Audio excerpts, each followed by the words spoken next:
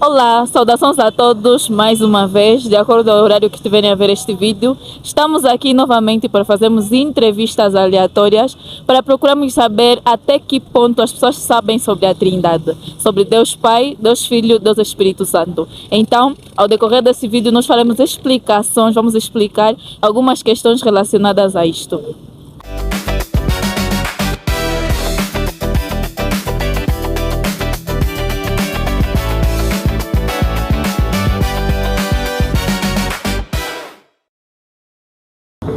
Olá, boa tarde. Boa tarde, obrigada. Desculpe, como é que te chama? Delfina? Senhora Delfina, já ouviu falar sobre Trindade? Já, A princípio és crente. sou. O que é que tens a dizer sobre a relação de Deus Pai, Deus Filho e Deus Espírito Santo? Para dizer que sobre a Trindade, é como eu posso dizer, o que eu tenho a dizer é que é uma só pessoa, mas relacionada com as três, mas com papéis diferentes, porque o Espírito Santo está relacionado a nos fazer entender entre o certo e o errado. E Deus Pai, o Deus Filho, é aquele que chegou aqui na Terra, morreu pelos nossos pecados, que lá na cruz do Calvário, né? Terminou-se na cruz do Calvário, mas não quer dizer que ainda não continua a fazer o seu papel, né? Deus Filho. Agora, o Deus Pai está lá no céu a torcer por nós, ou a interceder por nós no santuário. Ok, era basicamente essa questão. Muito obrigada e continuação de um ótimo dia. De nada, espero ter esclarecido alguma coisa para algumas pessoas que vão estar lá em casa a observar, né? Foi esclarecido. Obrigada. Maria Narciso. Senhora Mariana Narciso. Narciso, ok. Já ouviu falar sobre Trindade? Sim, já. A princípio és crente. Muito. Então acho que és a pessoa ideal para nos explicar sobre isso. Acreditas em Deus Pai, Deus Filho e Deus Espírito Santo? E qual é a tua opinião sobre esta Trindade? Bom, na minha opinião sobre essa trindade, Deus Pai, Deus Filho, Deus Espírito Santo, é que esses três espíritos reúnem em um só, que é o Pai. Então, Deus Pai, Deus Filho e Deus Espírito Santo é como se fosse um só, que é o Pai. Kennedy Rodrigues. Kennedy, nós estamos aqui a fazer entrevistas aleatórias de um projeto de pesquisa, né, em torno da Bíblia, e nós gostaríamos de saber se o Kennedy já ouviu falar sobre Trindade. Já sim, já ouvi, até porque sou teólogo, mas do curso médio, e tenho noção sim do que é Trindade na sua plenitude. Sendo teólogo, acho que tens muito a nos dizer sobre Deus Pai, Deus Filho e Deus Espírito Santo. Então, fale para nós alguns argumentos em torno disso. O que é que você acha sobre isso? É mesmo necessário ter Deus Pai, Deus Filho e Deus Espírito Santo? Eu costumo dar resposta quanto a esse assunto, que Deuteronômio 28 ou 29, se não me engano, tem dito que as coisas ocultas não são reveladas, não cabem, ou são suficientemente infinitas à consciência humana.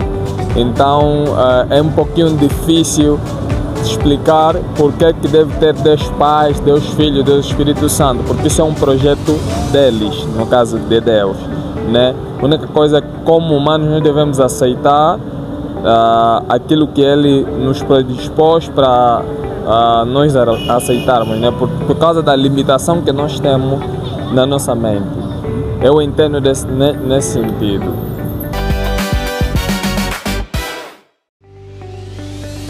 Graça e paz da parte do Senhor Jesus. Estou aqui para vos falar de um tema bíblico. Vamos falar sobre a Trindade. A palavra do Senhor fala sobre a Trindade em conceito, embora a palavra Trindade não seja encontrada aqui na palavra do Senhor. A palavra de Deus fala de um trio, uma triunidade divina, e ela aparece escrita na palavra de Deus como sendo Deus. Nós encontramos logo no primeiro capítulo essa unidade pluralista de Deus, quando a palavra do Senhor diz: no princípio criou Deus o céu e a terra. Embora a palavra portuguesa apareça aqui no singular, no hebraico a palavra Deus, que é Elohim, pode significar mais de um ser. Deus é único, apesar de que ele, na história da redenção, se manifestou em 3 pessoas, em 3 personalidades: Deus Pai, Deus Filho e Deus Espírito Santo. Esse conceito bíblico e essa nomenclatura trindade é uma tentativa de definir a unidade de Deus, Pai, Filho e Espírito Santo.